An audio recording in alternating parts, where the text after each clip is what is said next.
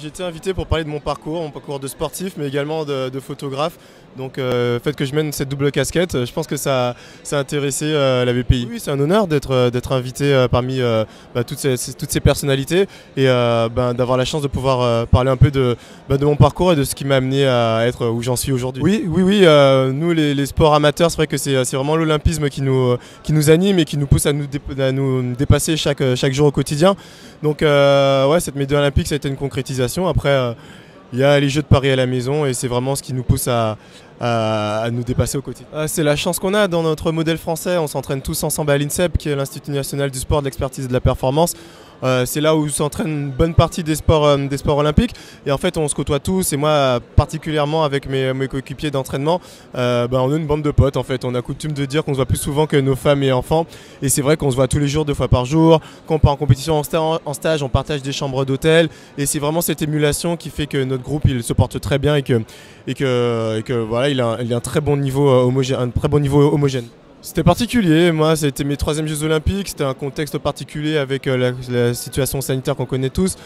Après j'ai ramené une médaille d'or olympique, la première de ma carrière, donc des sentiments un peu mitigés. C'était pas la fête du sport dont on a l'habitude à chaque fois, mais par contre avec mes coéquipiers on a atteint la plus belle consécration, donc je pense que c'est ce que je veux en retirer du positif, et puis surtout le fait que les Japonais aient réussi à mener cette Olympiade dans un contexte très compliqué. Honnêtement, nous ça nous a soulagé les athlètes, et je pense qu'on n'apportera jamais assez de crédit à la performance. Oui, c'est clair, sur le papier on était peut-être pas favori, mais comme j'ai dit, en fait notre équipe elle n'est pas une somme d'individualité, c'est une équipe qui est homogène, on est une bande de potes et ça se ressent en fait quand on est sur la piste, on tire les uns pour les autres et c'est ce qui fait notre force. Oui, c'est vrai que c'était le moment cool, le moment où on a pu partager avec le public en fait. C'est vrai qu'on a été, comme j'ai dit, on a été privé de ces moments de partage, et le fait de rentrer au Trocadéro, de pouvoir communier un peu avec la foule, le public, de pouvoir profiter de ce moment avec nos familles, c'est vrai que ça a complété l'expérience. Oui, alors j'ai un diplôme de kiné depuis 2018, donc merci, j'ai eu la chance de pouvoir suivre un double projet, donc au lieu d'obtenir mon diplôme en 3 ans, ce qui est la durée normale, je l'ai obtenu en 8 ans.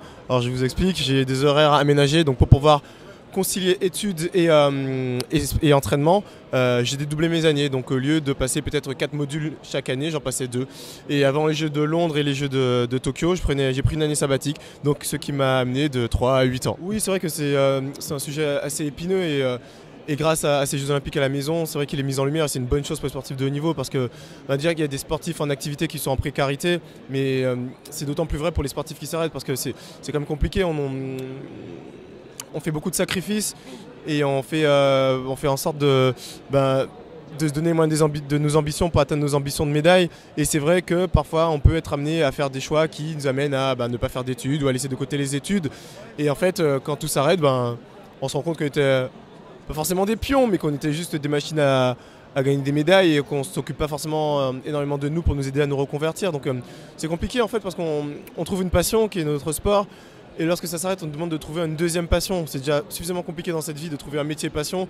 En trouver 2, c'est quasiment mission impossible, mais en tout cas à titre personnel, moi c'est vraiment ce que j'essaie de créer, c'est-à-dire que j'essaie d'explorer un peu mes centres d'intérêt pour me trouver une deuxième passion qui me permette de continuer à avoir une vie aussi épanouissante que celle que j'ai en ce moment. Il y a 3 livres. Ouais, 3 livres, 2 en auto-édition, un avec une maison d'édition qui s'appelle Fisheye. J'ai d'autres projets, là je sors un manga dans 1 mois et demi, un manga que j'ai écrit. Là je travaille sur un podcast sur justement le rapport des sportifs à l'échec.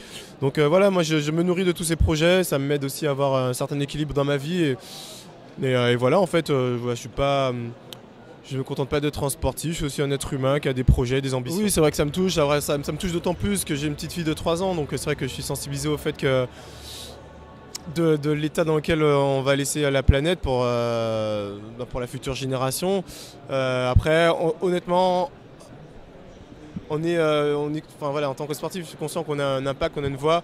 On ne peut pas être de tous les combats. Moi, en ce qui concerne l'environnement, je fais les choses à mon échelle. C'est vrai que je ne suis pas engagé de façon publique. Donc moi je trouve qu'il faut choisir ses combats. J'ai les miens que j'ai rendus publics. L'environnement c'est quelque chose qui me concerne à titre personnel, et je ne communique pas forcément dessus de façon publique. Les JO de 2024, c'est vraiment ce qui nous fait nous lever au quotidien. C'est vraiment la petite carotte qui nous amène à nous dépasser à l'entraînement tous les jours. Et voilà, ça va être une belle fête du sport français. Et moi je trouve ça cool que le sport retrouve ses lettres de noblesse et soit placé au cœur de la société française, en espérant que ce soit quelque chose qui devienne pérenne. Merci Enzo Lefort. Merci à vous.